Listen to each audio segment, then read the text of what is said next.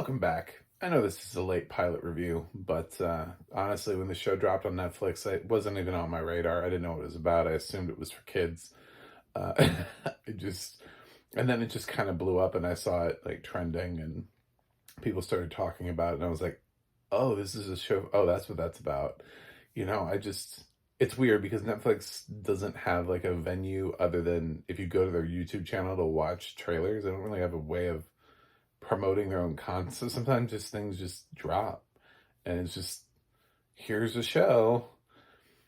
And I was unaware there was anybody in this show that I knew. Still am unaware. I don't know if that's ever going to happen, but this is Baby Reindeer, season one, episode one. I feel like everybody's probably binge watched this by now. It seems to be this weird phenomenon thing that we're going through right now. And so I decided to take a look at it because everybody else is. And let's talk about Baby Reindeer. So, what is it? Well, it's definitely not for kids. That's for sure, but it does have audio description on Netflix. And it is in English if you thought it was some weird import series or I don't know. Um, and the title is sort of just this weird, cute reference to something, within the context of the show. So they make it make sense, but it is kind of a weird title for the show. Anyway, yeah, so it's about a stand-up comic who, well, I should say an aspiring stand-up comic, who ends up complimenting this young lady at some point in his life. And turns out she's insane, basically. She's a stalker, and she starts stalking him. At the top of the series, we see him going into the cops, and he's trying to explain the story to the police about how he has a stalker. And so he's just like recounting the story.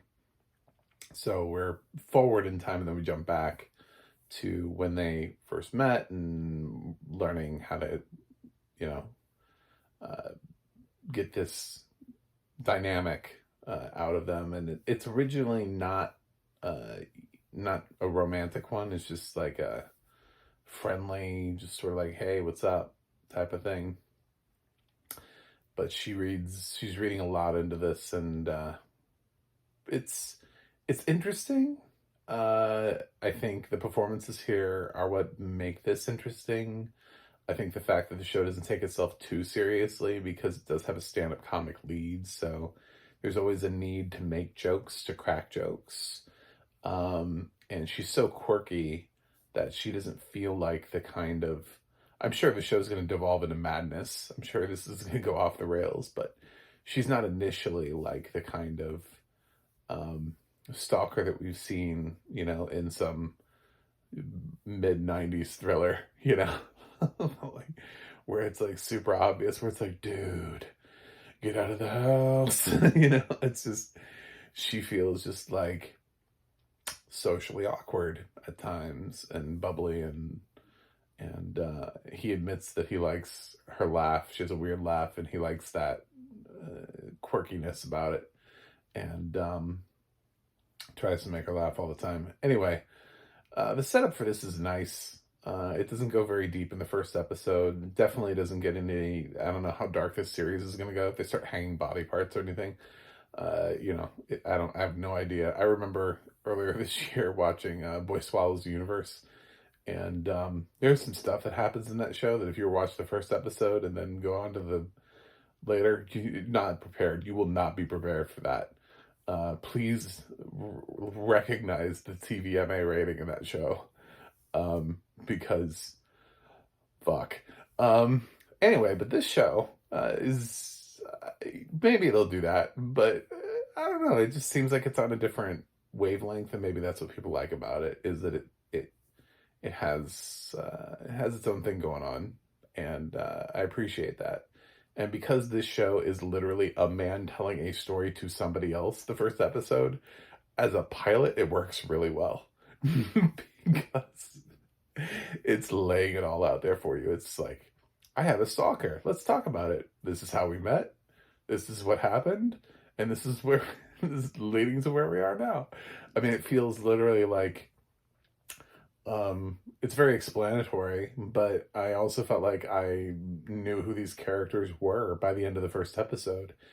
It's as far as any extraneous supporting characters or ensemble cast or anything like that. If there's anybody else that I needed to know, like really need to know, other than in the two characters, there are some people who sort of float in and out as like friends and stuff. No one else is developed in this show except for the two leads, he and her, the comic and the stalker, in the first episode. So it develops only the two leads that matter. Doesn't really develop supporting characters. Maybe later episodes do, but that would be maybe the only thing. But I don't. I also. I'm not really gonna. I'm not gonna grade against that because I have no idea if this show is ever going to really use supporting characters.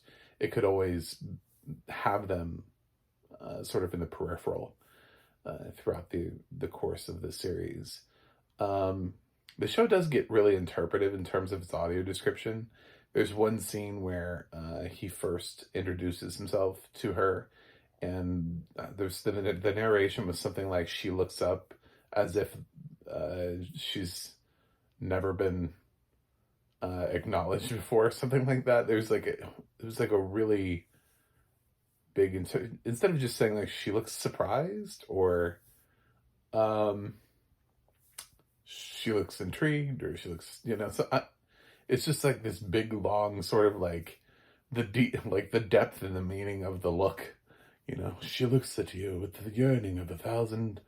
It's like, all right, calm down. I get it. Nobody talks to this girl, but it was just, I found it to be a little bit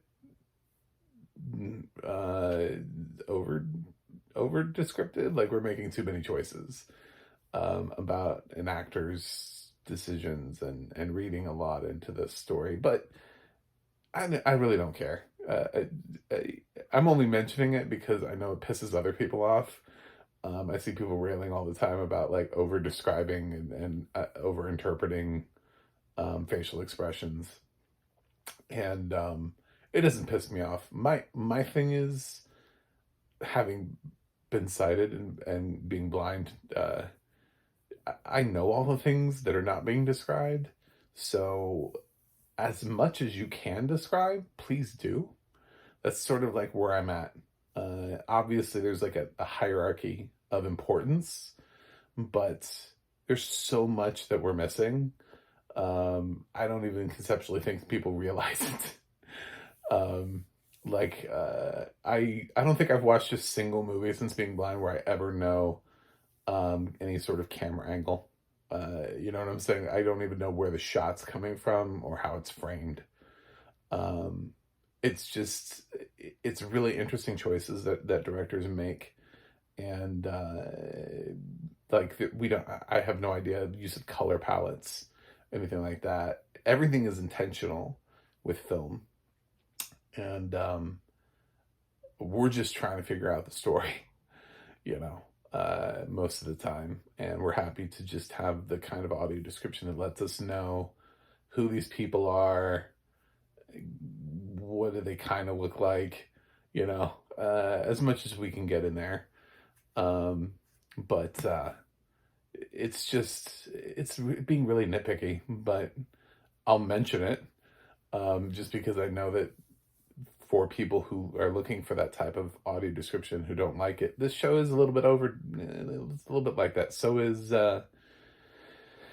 Disney Plus's Renegade Now does that from time to time, where it over what I would say maybe over describes something or over interprets. So anyway, I think this is a solid show. Don't know how it extends to a limited series run. I don't know what this is going to do for the length of its run, but we'll see. I